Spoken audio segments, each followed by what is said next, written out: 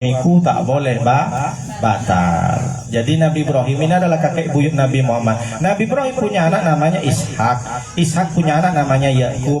Yakub punya anak Yusuf. Yusuf punya saudara namanya Yahuda. Yahuda punya anak-anak keturunan. Semua keturunan Yahuda disebut Yahudi. Nabi Yakub nama lainnya adalah Israel. Apa Israel itu Pak Ustadz? Bahasa Ibrani atau bahasa Yunani kuno, artinya orang yang kuat yang bisa mengalahkan musuh. Jadi Nabi Yakub ini orang tuanya Nabi Yusuf kuat, badannya besar, maka dijulukinlah Israel. Jadi hari ini ibu sudah tahu apa bedanya Yahudi sama Israel? Oh. Apa kan udah saya jelasin tadi kan. Apa bedanya Yahudi sama Israel?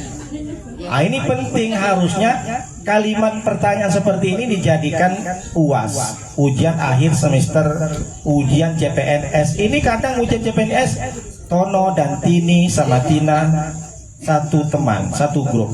Tono dan Tini jaga warnet. Tono dan Tini jaga warnet. Tina dia bekerja jadi pegawai Indomaret misalkan. Setiap hari Tono dan Tini selalu ada di warnet. Akhirnya jadilah mereka sepasang kekasih. Tapi ternyata si Tina yang jaga Indomaret suka sama si Tono. Nah, pertanyaannya, siapa kira-kira yang menjadi jodohnya? Tak betul pertanyaannya. Gak ada asin muter Tono Tini Tana, Tono Tini Tina. Nah, harusnya pertanyaan itu dalam contoh sebab berapa banyaknya ketika kita mengeluarkan zakat. Misalkan punya kambing 40. Nah, berapa zakatnya? Maka satu kambing. Harusnya begitu. Ini kadang soal-soal entah kemana-mana gitu kan. Di ujian CPNS ini, ujian P3K dan lain sebagainya. Maka yang pertama, kalau ingin cinta kepada Nabi, kenali dulu. Kenali dulu Nabi lahir pada hari Senin, tanggal tahun gajah. Kenapa ibu ditamakan tahun gajah? Saat itu ada raja namanya Abraha, ngutus prajurit dengan membawa gajah yang besar. Untuk apa? Menghancurkan Ka'bah. Kenapa Ka'bah dihancurkan? Karena Raja Abraha dari Yaman iri dengan Abdul Muthalib, datuknya Nabi Muhammad. Kenapa orang-orang Abdul Muthalib bukan raja, kok orang malah lebih senang datang ke Ka'bah? Sementara aku raja, banyak duit, banyak emas, kenapa orang tak berziarah kepadaku? Iri, harus dihancurkan Ka'bah. Tapi Allah maha segalanya, Allah maha kuat. Allah utuskan burung aba. Itulah disebutkan dalam Al-Quran, alam taro kaifa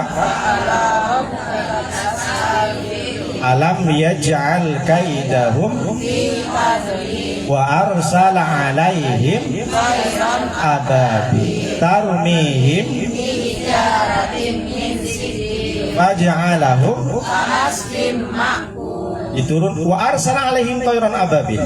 Allah mengutus burung ababil membawa apa? Batu. Hijaratin min sijil. Hijarah itu batu dari sijil, dari neraka sijil. Kata tafsir Al-Manar, Ibnu Katsir mengatakan di situ, Syekh Muhammad mengatakan bahwa batu itu dibawa adalah bukan hanya sekedar batu saja, tapi dia mengandung virus, bakteri. Kalau terkena kulit ini akan melepuh dan hancur. Ka'asfim ma'kul, seperti daun yang gugur dan bolong-bolong dimakan ulat. Bagaimana daun dimakan ulat? Dulu kemarin ada terkenal waktu zaman 2 tahun kemarin, bunga janda bolong. Bunga janda ya. Oh, luar biasa, semua perumahan asik tanaman, semua tanaman tak nampak sampai muka suami itu. Dari saking banyak tanaman, semakin bolongnya besar semakin mahal. Betul lah Bu? Itu dulu istri saya itu asik, aduh ya Allah, masya Allah, tabarakallah. Yang dipaketin bunga sekarang, tapi tak ada bunga lagi kan? Nah itu sekarang manusia ini suka lata, suka zaman-zamannya. Dulu zamannya batu akik, semua digosok, batu karang mau digosok jadi batu akik. La ilaha illallah. Bahkan keramat itu akiknya, kalau ada gambar orang hamil, gambar putri, kan macam-macam. Apa gambar Mimi Rapunzel? Mimi Rapunzel. Rupanya Mimi Rapunzelnya macam Bang Saleh di Upin Ipin. Ada di Instagram itu. Saya tengok aja. Jadi apa maknanya? Bahwa ketika Raja Abraham ngutus gajah, diturunkanlah burung ababil dengan batu, mati semuanya. Waktu itu Nabi Muhammad lahir. Nah, ini adalah satu keajaiban Nabi Muhammad dilahirkan. Bahkan setan dan iblis itu tidak bisa masuk lagi ke langit. Ibu bisa tengok di surat Al-Jin ayat ke-8. Wa anna lamasna samaa fawajadnaha muliat harsyan sadidan wa syuhba. Aku sekarang, kata setan tuh, semua setan bilang sama iblisnya, sama raja, sekarang aku tak bisa ke langit lagi. Jadi aku tak bisa mendengar rahasia rasa langit. Akhirnya iblis mengutus, coba kamu cari tahu di dunia kenapa langit itu ditutup dan kenapa setan tak bisa masuk lagi. Jadi macam ada syuhban katanya, ada anak panah. Jadi kalau ada mendekat, anak panah itu langsung melesat, langsung masuk ke matanya. Jadi iblis dan setan sudah tak bisa masuk ke langit sehingga tak tahu apa rahasia yang terjadi. Ternyata dicarilah sama serdadu iblis yang lain, ternyata ada seorang makhluk yang dilahirkan oleh Allah menjadi makhluk yang mulia. Itulah Nabi Muhammad sallallahu alaihi wasallam. Api abadi di Persia ketika Nabi Muhammad lahir langsung padam, padahal umurnya sudah 1000 years. Oh, ada 1000 tahun lamanya dia hidup, tapi ketika Nabi lahir langsung padam api di Persia. Nah, seperti ini Ibu harus tahu. Itulah makna dari Maulid. Apa maknanya? Bahwa setiap langit, alam, bahkan api, semuanya memuliakan kelahiran Nabi Muhammad. Yang paling nampak kelahiran Nabi Muhammad dimuliakan, bersedekah dia Abu Lahab. Kata ulama, idza jaa ahadaka kafiran tabbat yadahu fil jahimi mukhlida ata annahu fi kulli yawmin itsnain abada muyukhaffafu anhu al-adabu masruran bi ahmada fa kaifa billadzi tula umrihi bi ahmada wa mata muhida. Ada seorang paman Nabi Muhammad namanya Abu Lahab. Itu nama Facebook, nama aslinya Abdul Uzza. Uzza ini adalah patung di salah satu, dulu zamannya Nabi lahir itu kan banyak patung-patung di dekat Ka'bah itu. Jadi si Abu Lahab ini ada punya budak namanya Thuwaibah. Thuwaibah ini budak kalau dimerdekakan, atau kalau kita beli budak pada waktu itu. Jadi kalau beli budak pada waktu itu sebanyak 85 dinar harganya. Kalau sekarang dikrus ke duit sekitar 60 sampai 70 juta. Jadi beli budak duit sekarang 70 juta. Nah, Abu Lahab bilang sama Thuwaibah, Thuwaibah, tengok Aminah iparku itu, istri dari adikku Abdullah itu, kalau dia lahir cepat kau bilang sama aku. Iya, kalau nanti yang lahir perempuan, aku kubur hidup-hidup. Karena zaman itu semua anak perempuan dikubur hidup-hidup. Tapi kalau laki-laki cepat bilang, ternyata Aminah melahirkan anak laki-laki. Akhirnya bilanglah Thuwaibah, ya Rob. Jadi bilang, ya Gusti, itu wahai tuanku Abu Lahab, Aminah sudah melahirkan anak laki-laki. Langsung dia berjingkrak kegirangan Abu Lahab. Hari ini Thuwaibah, karena aku senang punya ponakan laki-laki, kamu merdeka. Artinya 70 juta dikeluarkan. Seorang Abu Lahab yang kafir, asli masuk neraka. Kok asli masuk neraka Pak Ustaz? Selama-lamanya. Tabbat yada abi lahabi wa tab ma aghna sayasla naran wa imra'atuhu fi jidha hablum mim masad. Abu Lahab sudah ada dalam Al-Quran, masuk neraka selama-lamanya, tapi setiap hari Senin karena dia pernah bergembira dengan kelahiran Nabi, diringankan siksaannya. Jadi kalau sekarang ada ibu punya kawan tak pernah sholat, tak pernah sedekah, tapi kalau sekali baca bersedih tak berhenti, berarti dia senasib sama Abu Lahab. Gimana maksudnya? Setiap Senin tak disiksa dia. Ya kalau tak sholat tetap masuk neraka. Masuk neraka, tak bisa. Sholat ini macam kita mau wadah air. Jadi ibu mau nampung air banyak, tapi wadahnya kecil seperti ini. Kira-kira bisa banyak nggak air yang di rumah? Tak ada. Jadi meskipun kita sedekah, meskipun kita haji, tapi kalau tak sholat tetap masuk neraka. Masalah kakum fi sakor. Nama nerakanya sakor, khusus bagi orang sholat. Memang dia sedekah, ada dia nanti ada kesempatan potensi masuk surga, tapi mau berapa triliun tahun karena dia tak sholat. Maka ibu jangan pernah tinggalkan sholat. Jadi Abu Lahab ini setiap hari Senin diringankan oleh Allah siksaannya, padahal dia adalah orang kafir masuk neraka. Lalu kita yang mengaku umat Nabi Muhammad, Lalu kita yang mengaku pengen syafaat Nabi Muhammad, sudah berapa juta yang kita keluarkan untuk Nabi Muhammad? Beruntunglah di sini sudah belikan telur, masya Allah. Jadi kalau ada orang sekarang bu bilang, Ustaz haram masuk neraka, mana ada telur nih, tak usah dengarkan. Niat kita ini kan bukan makan-makan, tapi niat kita adalah memberi makan, bersedekah. Ini kan pakai duit kan, mengeluarkan sedekah. Jadi kalau kita tukar dengan syafaat Nabi sebenarnya kurang cukup.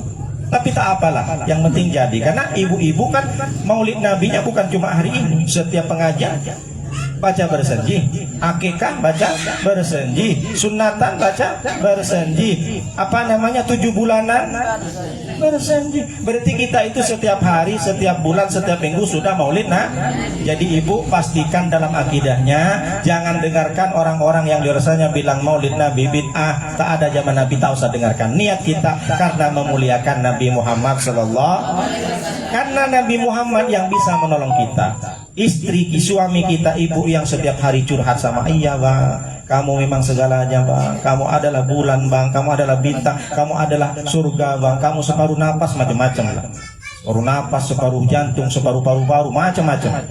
Tapi nanti di akhirat tak bisa menolong. Ibu teriak, abang akuin istrimu. Iya istrimu, istri yang keberapa suami? Tak bisa yang nolong adalah syafaat Nabi Muhammad. Maka kecintaan kita kepada Nabi Muhammad buktikan dengan cara bersolat.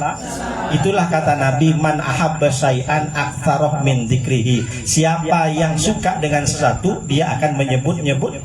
Ibu kadung cintanya dengan suami sampai ngigau dalam mimpi. Oh Mas Parno, padahal Muhammad Yusuf suaminya. Mohon maaf Muhammad Yusuf yang suaminya Muhammad Yusuf. Dari saking ingatnya Mas Parno, sama dengan anak muda. Anak muda dari saking ngefansnya. Dulu saya pernah ke Singapura, Bu. Di depan saya tuh ada pemuda pakai celana rantainya besar. Kemudian rambutnya itu dicat merah, kuning, hijau, kelabu macam balon. Saya bilang, Bu Ceri, apa itu Bu Ceri Pak Ustaz? Boleh cat sendiri. Dipakai anting-anting, di sini 9. Ini 9. Hidung pun dikasih anting macam sapi korban. Dipasang semuanya, giginya kasih teralis, banyak lah, macam-macam di sini ditindik. Saya berpikir ini orang anak muda ini pasti ada yang ditiru. Ternyata memang ada yang ditiru, adalah orang-orang barat yang main band. Maksudnya apa? Dari saking cintanya dia kepada fansnya, kepada artisnya, kepada anak bandnya, sampai dia bukan hanya sekedar menyebut, bukan hanya sekedar menempelkan gambar di rumahnya, tapi dia berubah badannya ingin seperti orang yang diidolakan. Jadi kalau ibu cinta tidak cukup hanya selawat, tidak cukup hanya baca Quran, tapi ibu tiru semuanya dari pagi sampai ketemu pagi lagi, niru cara Nabi Muhammad. Jadi kalau kita cinta bukan hanya selawat, tapi tiru bagaimana? Salah satunya minimal kalau kita mau makan, ingatlah doa yang diajarkan oleh Rasulullah. Allahumma barik bima razaqtana. Keluar dari rumah baca bismillahi alallah. Kalau kita dapat rezeki maka ucapkan. Kalau kita nengok keajaiban kita baca Masya Allah subhanallah. Kalau ada musibah, ada orang meninggal, kita baca Inna lillahi wa inna ilaihi raji'un. Kalau kita sudah berhasil mendidik anak, berhasil anaknya juara, berhasil dapat rezeki, dagangannya laris, maka kita baca la haula quwwata illa billahil aliyil azim. Kalau kita mau pergi kondangan diajak orang, kalau antara iya dan tidak kita ucapkan tapi insya Allah jelas positif mau hadir. Ini kadang banyak orang jeng mau datang jeng akikah jeng insya Allah, padahal dalam hatinya tak mau pergi. Ini namanya nipu Allah. Insya Allah itu kalau Allah berkehendak aku akan datang. Ini kadang lain, kalau dia tak mau datang diucapkanlah, ditipulah Allah dengan insya Allah aku datang, padahal dalam hatinya tak mau datang. Ini tak betul. La haula itu diucapkan ketika kita berhasil, bukan ketika kamu nggak mau datang ke pengajian. La haula wala quwata. Semua daya dan upaya dan kekuatan adalah tergantung Allah. Ini tak betul. Jangan diucapkan ketika kita mau berusaha. Abang nggak kerja, la haula wala quwata illa billah. Besoknya abang dek mau makan, la haula wala quwata illa. Ini tak betul. La haula itu artinya apa, Bu? Tiada upaya dan dan kekuatan itu semuanya hanya milik Allah. Jadi semua kita tiru bagaimana cara Nabi makan, bagaimana kita Nabi berakhlak. Salah satunya bagaimana Nabi ini sayang kepada anak-anak. Makanya ada hadis, laisa minna man lam yarham shaghirana wa lam ya'rif syarafa kabirina. Siapa yang tak menyayangi anak kecil maka dia bukan golongan. Siapa yang tak menghormati yang lebih tua, dia bukan golonganku. Jadi suatu ketika Nabi Muhammad itu gendong Hasan dan Husain, cucunya digendong. Lalu tiba-tiba datang orang Badui dengan pongahnya, dengan congkaknya. Muhammad, itu siapa yang kau gendong? Ini cucuku. Aku punya cucu 10 tak pernah ku gendong, apalagi ku cium-cium macam apa. Akhirnya Rasulullah langsung keluarkan hadis, Ar-Rahimuna yarhamuhumur Rahman. Orang-orang yang berkasih sayang akan dikasih sayangi oleh Allah Ar-Rahman. Jangan begitu, jangan sombong. Itulah kenapa di Indonesia, apalagi di Batam, ada seorang preman, badannya tegap, besar, bertato, sangar. Tapi sekali pulang ke rumah nengok anaknya masih bayi, nang ning no. Meskipun dia sepreman-premannya orang, kalau nengok bayi sayang berarti sayang. Nah, makanya kita ini menyayangi anak, menyayangi suami, menyayangi ponakan, anak-anak kecil yang lain, itu karena kita mendapatkan rahmat. Allah itu punya 100 rahmat. Lillahi mi'atu rahmatin. Allah memiliki 100 rahmat. Yang diturunkan ke bumi 1 rahmat. 1 rahmat itulah direbut dengan hewan. Ibu tengok, sesangar-sangarnya singa di hutan, ada nggak singa makan anaknya sendiri? Tidak ada. Sebesar-besarnya, sekuat-kuatnya gajah, tidak ada gajah yang menginjak anaknya sendiri. Betul? Tapi manusia, naudzubillah min dzalik, kalau sudah dicabut rahmatnya oleh Allah, seorang ayah menghamili anak kandungnya. Betul? Ada di media sosial. Seorang anak kandung membunuh mamanya karena minta duit mau beli chip. Main game top up. Tak dikasih duit, dibunuhlah ibunya. Betul apa betul? Seorang ibu kalau sudah dicabut rahmatnya oleh Allah karena dia hamil di luar nikah, dibuanglah bayi. Nauzubillah min dzalik. Dibuang, dimasukkan ke kardus, dibuang ke sungai, disumpel mulutnya dengan lakban. Ada apa tidak? Ada. Alhamdulillah min dzalik. Mudah-mudahan kita dijauhi. Seorang anak, seorang kakek yang tua tega menghamili cucunya sendiri. Alhamdulillah min dzalik. Kita tengoklah media sosial. Ada enggak itu berita-berita? Banyak. Maka kalau kita sampai tak ada rahmat, lebih buruk dari hewan aja tidak seperti itu. Seorang singa meskipun punya taring, tak pernah dia makan anaknya sendiri, dia cari hewan yang lain. Begitu. Apa maknanya? Bahwa akhlak pertama yang kita harus tiru dari Nabi Muhammad, selain kita tiru cara kehidupannya, berarti kita berkasih sayang sama siapa Pak Ustadz? Tentu kalau sama anak kita sendiri yang beriman, ibu-ibu yang ngaji pasti bisa. Tapi yang lebih parah dan lebih berat itu untuk menyayangi saudara kita, tetangga kita. Itu harus diterapkan. Salah satu bentuk kita berkasih sayang, kalau kita tidak menyapa, setidaknya setiap ketemu salaman. Sehat jeng, bagaimana jeng? Meskipun dalam hatinya saya memang salaman Pak Ustadz, tapi hati saya nih, apalagi muka saya nih Pak Ustadz, mulut saya mau muntah nih itu Pak Ustadz. Kenapa? Ingat Pak Ustadz kesalahannya. Saya selalu disinggung-singgung. Singgung di mana Bu? Di status Pak Ustadz. La ilaha illallah. Perang status. Sekarang kan biasa kan? Ibu-ibu bukan ibu sini lah.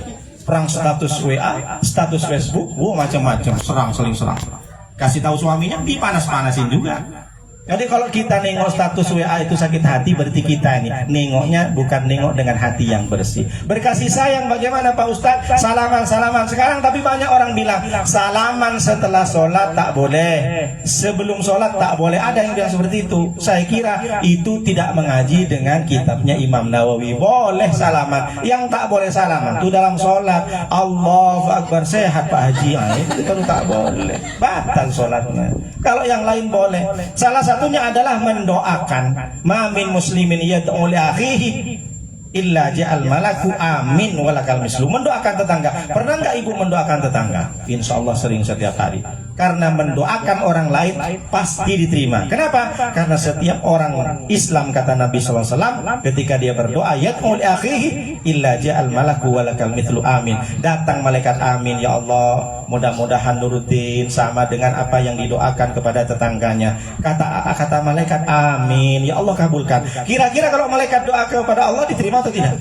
Diterima. Maka semakin banyak ibu mendoakan tetangga, semakin banyak juga rizki yang diberikan sama dengan diberi. Ini kadang beda. Kenapa kamu nggak berdoa untuk tetangga? Aduh, males lah Pak Ustaz. Setiap bulan motornya baru terus Pak Ustaz. Sakit hati saya Pak Ustaz.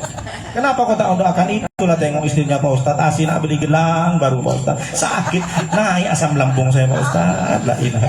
Kenapa kau berdoa? Rumahnya besar Pak Ustaz, tinggi. Dari saking tingginya saya lewat depan rumahnya, kram saya Pak Ustaz. Umat gula darah saya Pak Ustaz. Naik semua naik. Asam lambung naik, kolesterol naik, jantung naik, tensi naik, asam urat turun lah, kan naik terus. Asam urat di bawah kan? Ada, tak naik di bawah dia turun, tak naik dia turun. Jadi itulah apa yang dimaksud bahwa kita ini berkasih sayang itu wajib, karena memang itulah kenapa orang yang meninggal pun dibilang Kenapa? Yang dikasih sayang oleh Allah. Jadi kalau ibu-ibu yakin dengan apa yang disampaikan Nabi ini, ketika suami meninggal, ibu meninggal, anak meninggal, kita ini tak sakit hati. Kenapa? Karena orang yang meninggal disebut almarhum karena dikasih sayang Allah, diambil oleh Allah. Maka jangan bersedih kalau ada meninggal itu adalah orang yang disayangi Allah. Kenapa disebut almarhum? Almarhum diambil kata rahimah, rahmatun, yarhamu, marhum yang disayangi. Tapi jangan gara-gara almarhum makna disayangi, ibu pulang ke rumah, papa almarhum. Papa almarhum. Almarhum artinya yang disayangi Allah. Enggak begitu seperti itu juga. Besoknya dibalas, mama almarhumah. Tak boleh begitu. Almarhum yang disayangi. Ibu biar tahu. Karena setiap hari itu kan bahasa Arab, tapi kadang kita tak tahu. Jadi yang pertama apa Bu? Akhlak yang ditiru Rasulullah adalah saling menyayangi. Yang kedua, yang terakhir aja, tak usah lama-lama, adalah menyambung silaturahmi. Silatun ar-rahmi. Silatun adalah menyambung, menghubungkan. Ar-rahmi ada silaturahmi, ada silaturrahim. Kalau rahim diambil dari ibu punya rahim semua kan? Hanya satu-satunya Allah tak bisa ditiru oleh manusia. Manusia kalau cuma merubah, ada merubah operasi kelamin, operasi wajah, operasi jakun, tapi tak berubah juga suaranya. Ada kan siapa tuh Raja Manjaleta itu? Itu sampai sekarang meskipun dia operasi tak bisa. Kalau rahim tak bisa Bu. Yang dia bilang katanya saya sudah hamil 4 bulan pret, mana bisa? Tak ada. Karena rahim satu-satunya diambil dari nama Allah. Bismillahirrahmanirrahim. Sakoktur rahim isman min ismi. Aku jadikan rahim perempuan tuh adalah satu di antara namaku. Bismillahirrahmanirrahim. Itulah kenapa ibu ini luar biasa. Itulah kenapa disebut oleh Nabi Muhammad ummuka. Ada sahabat, ya Rasulullah, ahsanu min suhbati. Siapa yang kira-kira aku berikan bakti ya Rasulullah? Ibumu. Siapa lagi ya Rasulullah? Ibumu. Siapa lagi? Ibumu. Sampai 3 kali. Baru yang terakhir bapakmu, abuka. Kenapa disebut 3 kali? Karena ibu punya peran 3 tugasnya. Yang pertama, dia mengandung. Yang kedua, dia melahirkan. Yang ketiga, dia menyusui. Sepintar-pintarnya orang merubah jenis kelamin, tapi tak bisa. Ada sekarang orang laki-laki yang bisa mengandung, melahirkan, menyusui. Tak ada. Meskipun ini dipasang implan, persis kan perempuan kan, tapi yang namanya laki-laki tetap laki-laki karena tidak ada rahim. Itulah kenapa hebatnya perempuan. Kalau ada orang sukses, suami sukses, ibulah yang hebat. Kenapa saya bilang sehat? Karena ibulah yang bisa melahirkan anak-anak. Tanah yang baik akan menumbuhkan tanaman yang baik. Kalau tanah gersang di Arab itu tanah gersang yang tumbuh apa? Buah kaktus berduri, dekat-dekat sedikit kecucuk hidung kita kan.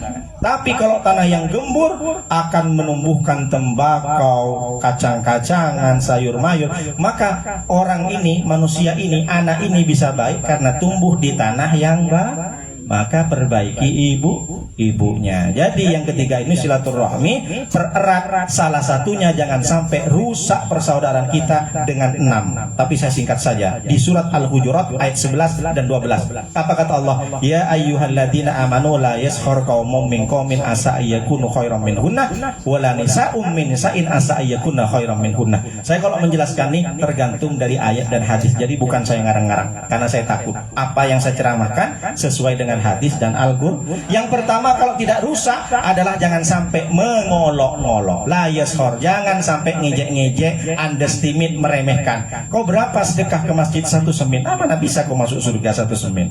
Paling masuk surga cuma 2 jam aja, habis itu balik kamu neraka. Diejek orang, diremehkan, tak boleh. Yang kedua, kalau silaturahmi tak rusak, kata Allah SWT, wala talmizu anfusakum, jangan merendahkan dirimu sendiri. Maksudnya bagaimana Pak Ustadz? Tidak ada orang yang menjelekkan dirinya. Maksudnya jangan menjelekkan diri sendiri, berarti jangan menjelekkan ke kawan, karena kamu juga manusia. Semua ini manusia. Kullukum min Adam, semua kalian keturunan Adam. Wa Adam min turab, sedangkan Adam diciptakan dari tanah. La fadlah li arabiyyin wala ilahi. Tidak ada kemuliaan yang Arab dengan yang bukan Arab. Jadi sama. Jangan karena kita ini kelahiran orang Jawa, orang Sumatera, orang Sulawesi, lalu kita dianggap ini kita jelek Pak Ustadz karena orang Arab itu semuanya lebih. Tidak. Sama di hadapan Allah. Inna akramakum indallahi atqakum. Sesungguhnya orang yang paling mulia di hadapan Allah adalah orang yang paling. Jadi kita ini semuanya diciptakan dari tanah. Makan dari hasil tanah. Kalau mati dikubur di tanah. Warna kulit pun macam tanah. Bau badan pun bau tanah. Ibu yang bilang kan saya. Jangan bilang ya. Semua ini dari tanah. Lalu apa disombongkan? Jadi kalau ibu ketemu sama kawan, wasina pamer tas, anik papa rapi, tengok HP ku nih promek. Tengok. Langsung bilang, kok dari tanah? Masuk ke tanah, bau tanah. Nah, gitu aja. Bukan kata saya, kata Nabi. Betul kan? Kullukum min Adam wa Adam min turab. Lalu yang ketiga, jadi yang pertama tak boleh mengolok-olok, yang kedua tak boleh mengejek ke sesama manusianya, yang ketiga tidak boleh wala talbisul haqqah bil batil. Jangan menjuluki orang dengan julukan bi'sal ismul fusuku ba'dal iman.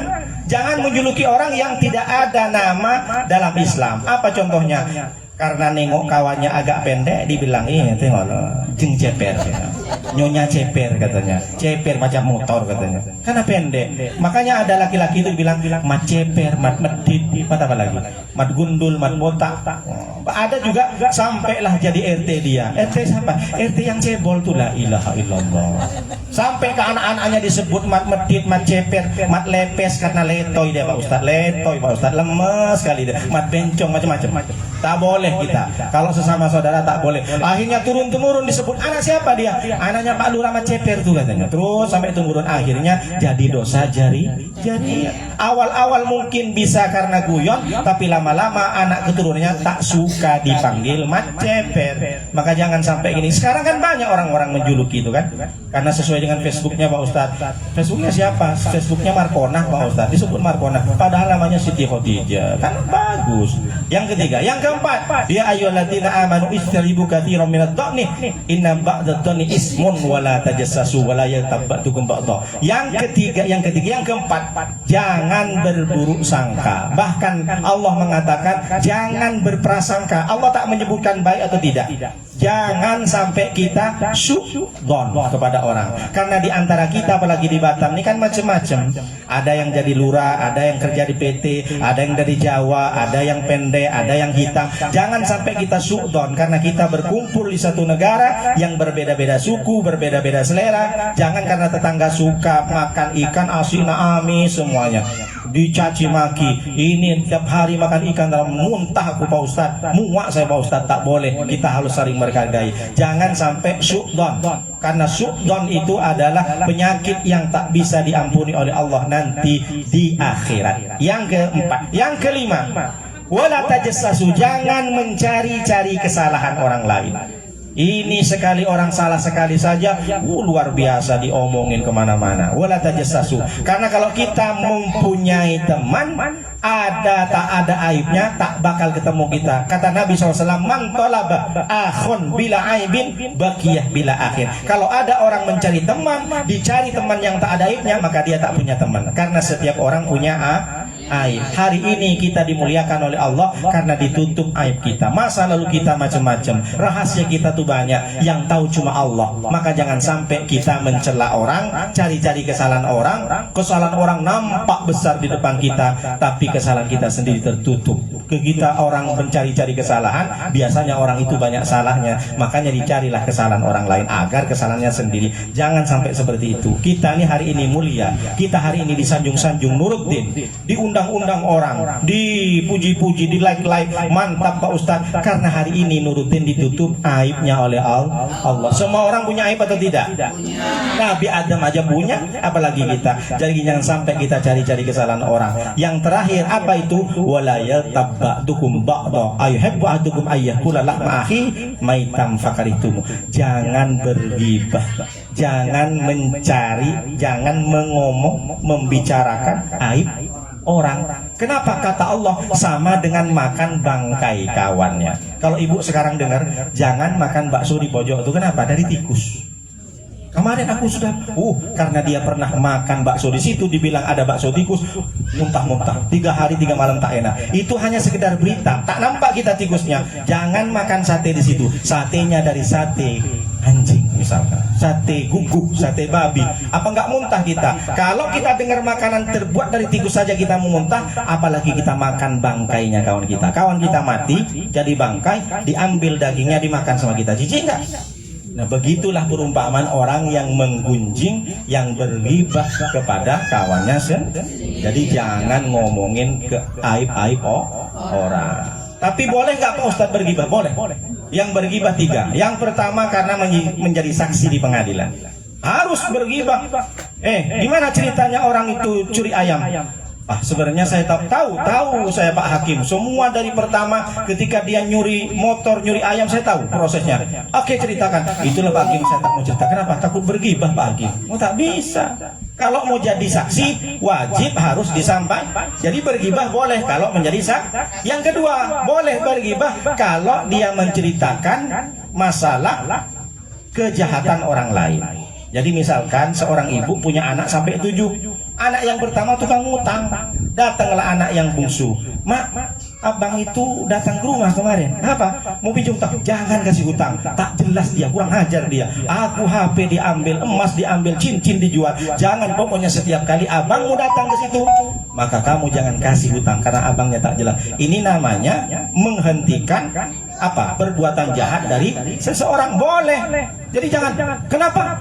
Tak mungkin aku ceritakanlah. Nanti aku dosa bergibah. Enggak seperti itu, jelaskan. Sama dengan kita bertemu dengan para caleg-caleg. Jangan nyoblos itu. Itu yang suka berjudi misalkan. Tak masalah. Itu diperintahkan oleh Rasulullah. Maka bergibah dengan untuk menghentikan kejahatan orang boleh. Yang ketiga bergibah boleh itu apa? Bahwa untuk bisa meningkatkan ibadah. Misalkan Pak Haji itu kalau setiap malam dia bising di rumahnya, pokoknya semua dihidupin, air dihidupin, tapi karena dia ambil wudhu dan mandi, itu memang mengganggu, tapi dia kan ibadah.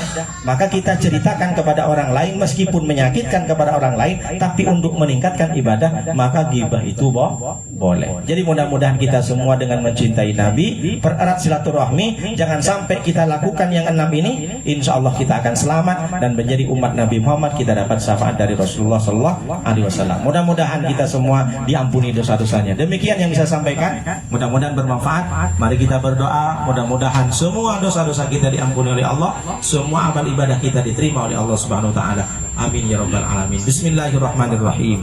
Alhamdulillah.